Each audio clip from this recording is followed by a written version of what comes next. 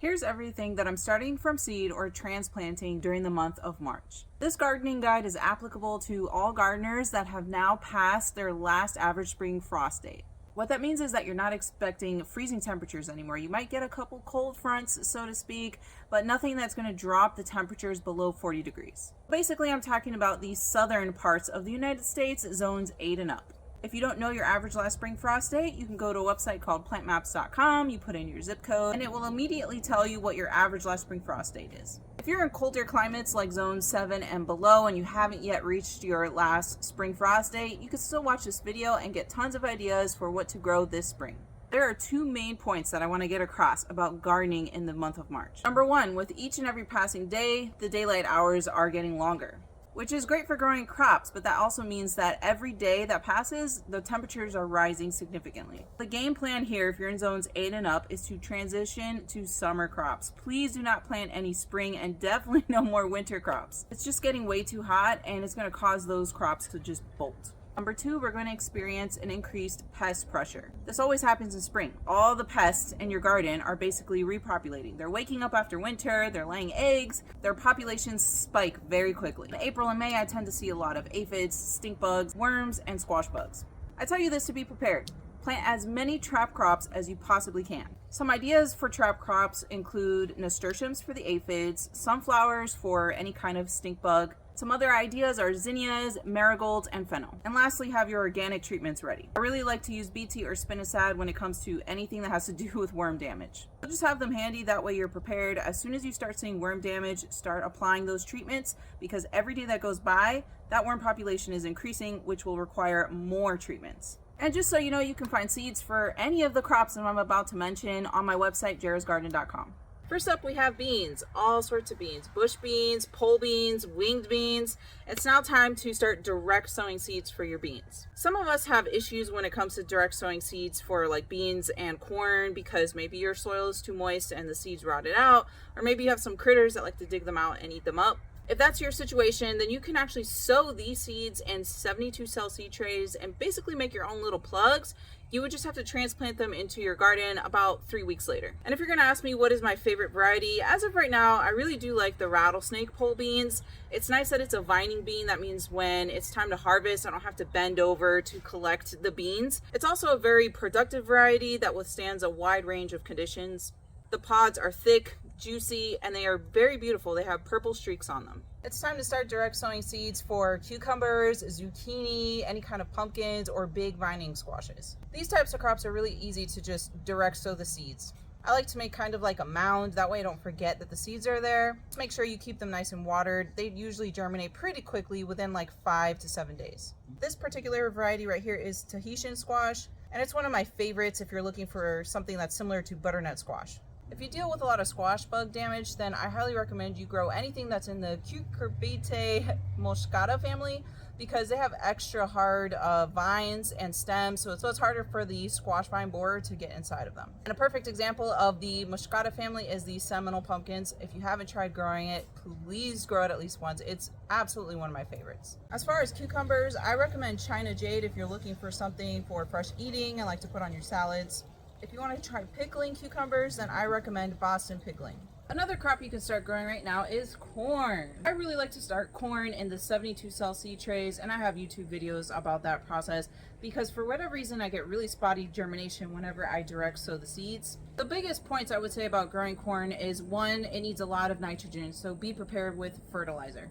And two, you will get worms, most likely, especially if you're in a southern state where we get tons of worms anyways. Some of you are lucky not to have such a bad problem when it comes to worms, but here in my Florida garden, I would not be able to grow corn if I didn't treat with spinosad because you will get the corn earworm. This particular variety here behind me is Golden Bantam. It's an old, reliable heirloom variety. It's great for smaller gardens like mine because the plants kind of top out at around 6 feet. There are some corn varieties that get as tall as 8 feet.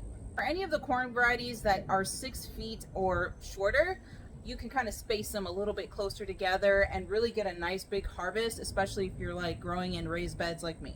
I like to start my corn in the 72 cell seed trays, so I basically make my own little plugs. I fit about 100 of those plugs in this 12 by 4 foot wide raised garden bed. I would say the month of March is your last chance to hurry up and transplant some kale or mustard greens. It's too late to start them from seed. If you're in a zone that gets really hot where your summers are consistently above 95 degrees Fahrenheit like me here in Florida, I highly recommend that you plant your kale in a spot that gets a lot of bright morning sun but afternoon shade. That will greatly help your kale plants to survive the heat of the summer. This particular kale plant has been here for over a year and a half. If you're gonna ask me what is my favorite kale to grow, this is the one. It's dinosaur kale, also called lacinato or black Tuscan kale. This thing is taller than I am. It branched off. It has like 4 different branches, all producing these beautiful leaves. In March, you could plant a lot of the heat-loving types of greens. Certain Asian greens have a pretty high heat tolerance, like tatsoi and some of the bok choys. You could try growing some of the more heat-loving tropical type of greens like molokhia, New Zealand spinach, longevity spinach, and Okinawan spinach. One of my personal favorite heat-tolerant Asian greens is tatsoi. I have not been able to successfully grow spinach here in my Florida garden because it's just way too hot. It immediately goes to bolt. So instead I grow tatsoi, which in my opinion is like a near perfect substitute for spinach. In the month of March, I will sprinkle around seeds for both tatsoi and bok choy in any bare spots of my garden. As they grow, they kind of fill in that empty space and block any weeds from growing. March is the last month that I will recommend you start herbs from seed. They just don't do that well during the high heat of the summer, and especially the high amounts of rain that I get here in my Florida garden. It basically rains like a monsoon every single day here in Florida, and herbs are easily susceptible to root rot. They really like drier soils. This is fennel, by the way.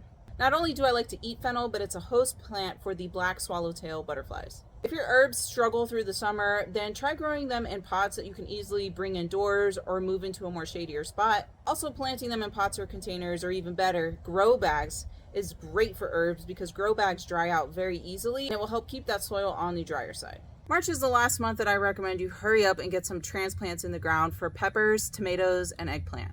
If you wanted to start them from seed, you should have done that 12 weeks before your last average spring frost date.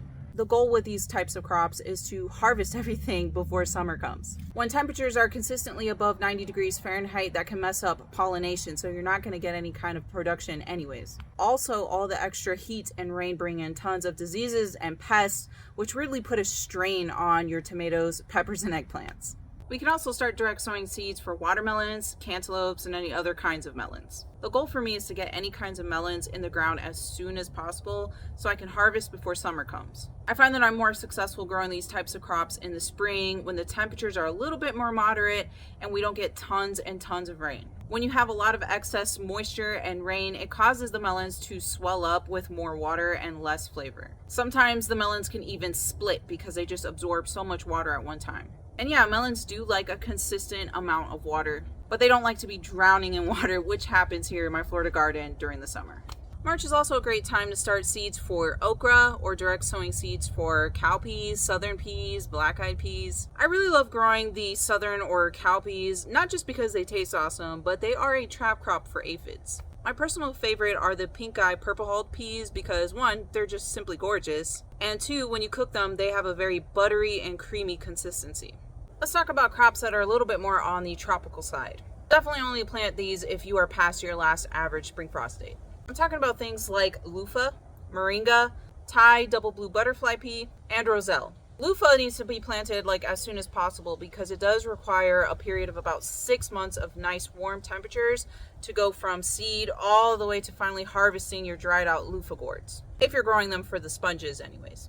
It's also time to plant a lot of different tropical root crops. That would include sweet potatoes, yucca, cassava, galangal, malanga, taro, turmeric, ginger. The goal with the tropical root crops is to get them in the ground as soon as your last frost date has passed. That way they have a nice long growing period and you'll start harvesting them before winter arrives. If you plan on growing sweet potatoes, it's time to either get them in the ground right now or at least start your slips. It can take around 2 months for your sweet potato slips to be big enough and ready to be transplanted into the garden. And don't forget to sow a lot of seeds for flowers, all kinds of flowers. These are my nasturtiums and I have them planted all over my garden because the flowers are edible and it's a trap crop for aphids. Basically, I like to round up all the seeds for my flowers and start throwing them or direct sowing them in any bare spots in my garden. As you can see, March is a very busy time in the garden. If you want to get this guide in written form to copy it, save it, print it, or share it with others, you can find it on my website under the monthly gardening guide section. Or you can sign up for my email newsletter and have it automatically emailed to you on the 1st of every month. There is a link to join my email newsletter in the description below. Thanks for watching.